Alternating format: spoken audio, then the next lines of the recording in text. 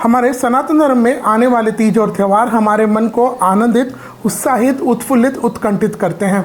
हम देखते हैं जहाँ कोई तीज त्यौहार हमें भगवान की प्राप्ति कराता है, कोई तीज त्यौहार, कोई व्रत उपवास होता है, जहाँ हमारी निजी कोई कामना हो, अगर हम धन को चाहते हैं, हम विद्या चाहते हैं, भौतिक सुख को चाहते हैं, तो भी ये तीज त्यौहार हमें देते ही है। इन्हीं व्रत और त्यौहार की बात करें तो हमारे सनातन धर्म में 12 महीने आते हैं। हर महीने में 2 पक्ष होते हैं, कृष्ण और शुक्ल पक्ष। तो हर महीने में 2 एकादशी आती है। हमारे शास्त्रकार आज्ञा करते हैं कि प्रत्येक सनातनी को, वैसे तो और व्रत करे ना करे ठीक है, लेकिन इन 24 एकादशियों का व्रत तो करना ही चाहिए। देखिए, एंड ऑफ द डे हम मनुष्य हैं, हमारे द्वारा जाने अनजाने में पाप अपराध तो हो ही जाते हैं। अब उन पाप और अपराध से हमें शमन मुक्ति कैसा मिलेगी? तो यह एकादशी के व्रत से होता है। एकादशी का व्रत करने से हमें जहाँ हमारे भौतिक सुख की प्राप्ति होती है, भगवान हमारे इष्ट की प्राप्ति होती है, वही है एकादशी के व्रत से हमारे बॉडी का डिटॉक्सिफिकेशन भी होता है। कैसे? जैसे हमारी कोई फैक्ट्री है तो हम उसको सप्ताह में 1 दिन बंद रखते हैं, रविवार को।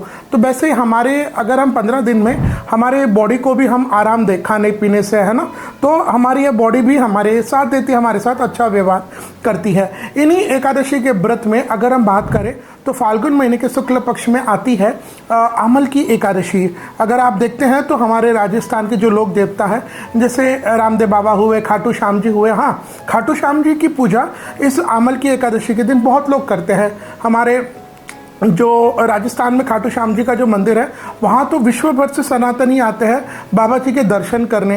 इस दिन बहुत सारी यात्राएं निकलती है, शोभा यात्रा निकलती है, बाबा जी के झंडे लेकर के उनके लोग विभिन्न में रास्ते में स्वागत करते हैं, और बहुत बड़ा उत्सव इस आमल की एकादशी को होता है। इसके विषय में हमारे शास्त्रों ने कहा है कि यह आमल की एकादशी हमें जाने अनजाने में हमारे द्वारा जितने पाप होते हैं उनसे हमें मुक्ति दिलाती है, छुटकारा भी दिलाती है। इसके विषय में कथा आती है, धर्मराज युधिष्ठिर ने भगवान कृष्ण के चरणों में नतमस्तक होकर प्रणाम करके कहा कि प्रभु, आपने मुझे विजया एकादशी के बारे में तो बताया, लेकिन अब आप मुझे फाल्गुन महीने के शुक्ल पक्ष में कौन सी एकादशी आती है, इसका व्रत क्या है, यह मुझे बताइए। तब युधिष्ठिर के पूछने पर भगवान कृष्ण कहते हैं कि युधिष्ठिर, बहुत पहले की बात है, राजा मानदाता और वशिष्ठ ऋषि के बीच में भी ऐसा ही संवाद हुआ था, जहाँ राजा मानदाता ने वशिष्ठ ऋषि को प्रणाम करके पूछा था कि प्रभु, हमारे द्वारा जाने अनजाने में जो पाप हो जाते हैं उनसे हमें मुक्ति मिले, उसके लिए हम कौन सा व्रत करें, क्या करें? जब मानदाता ने कहा कि राजन, फाल्गुन महीने के शुक्ल पक्ष में आती है आमल की एकादशी। इस एकादशी के व्रत से व्यक्ति के द्वारा जाने अनजाने में जितने पाप होते हैं उसे मुक्ति मिलती है। तो यह आमल की एकादशी का बहुत महत्व है। आइए जानते, साल 2026 में अगर हम देखें तो फाल्गुन के महीने के शुक्ल पक्ष में ये आमल की एकादशी का व्रत किस दिन रहेगा? क्या स्मार्त और वैष्णव दोनों को अलग अलग दिन इस व्रत को करना पड़ेगा? इस व्रत का पारना कब रहेगा उसको हम समझेंगे। तो सबसे पहले हम ये जान लेते हैं कि यह पहले एकादशी तिथि प्रारंभ कब होगी, समाप्त कब होगी, और उसके बाद हम इस एकादशी के व्रत के पारने के विषय में चर्चा करेंगे। तो यह एकादशी तिथि है वह प्रारंभ हो जाएगी 26 की रात यानी 27 की सुबह, 27 फरवरी 2026 को रात्रि के 12:33 और एकादशी तिथि समाप्त हो जाएगी 27 फरवरी 2026 को रात्रि के 10:32। तो इसके हिसाब से साल 2026 में अगर हम देखें तो यह फाल्गुन के शुक्ल पक्ष में जो आमल की एकादशी का व्रत आता है, यह स्मार्त और वैष्णव दोनों को किस दिन करना पड़ेगा?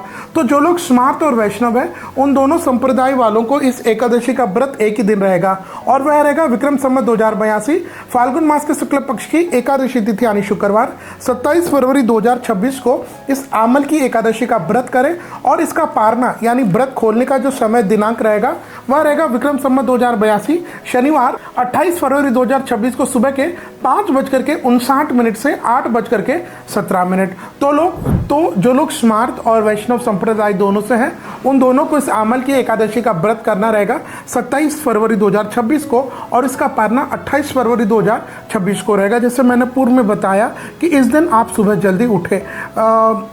एकादशी वाले दिन, लेकिन इसके पूर्व दशमी वाले दिन ही आपको सूर्यास्त होने के बाद इस एकादशी के नियम को पालन करना है। वहाँ से आप निहार रहे, मतलब केवल भोजन न ले, बाकी जल आदि ले सकते हैं। और जिस दिन एकादशी हो यानी 27 तारीख को सुबह में आपको जल्दी उठ करके स्नान आदि से निवृत्त होकर के भुवन भास्कर सूर्य भगवान को जल देना है। इसके बाद अपने घर के जो ठाकुर जी है, भगवान है, लड्डू गोपाल जी है, उनको उठाइए, उनको सुंदर वस्त्र धारण करिए, स्नान आदि से उनको कराइए, उनको अभिषेक करिएगा, उनको फिर माखन मिश्री आदि का भोग लगाइए और उनके सामने बैठ करके ओम नमो भगवते वासुदेवाय या फिर श्री कृष्ण गोविंद हरे मुरारी इस महामंत्र का अधिक से अधिक जाप कीजिएगा। उसके बाद आपके घर के आसपास भगवान विष्णु का या भगवान कृष्ण का या नारायण के 24 अवतार में से किसी भी एक अवतार के भगवान का मंदिर हो, जैसे राम कृष्ण नरसिंह ये है ना, इन मंदिर में जाइए, वहाँ आप भगवान को नैवेद्य अर्पित करिए, उन्हें तुलसी अर्पित करिए, उनके सामने बैठ कर के भी उनके यश का गुणानुवाद करिएगा।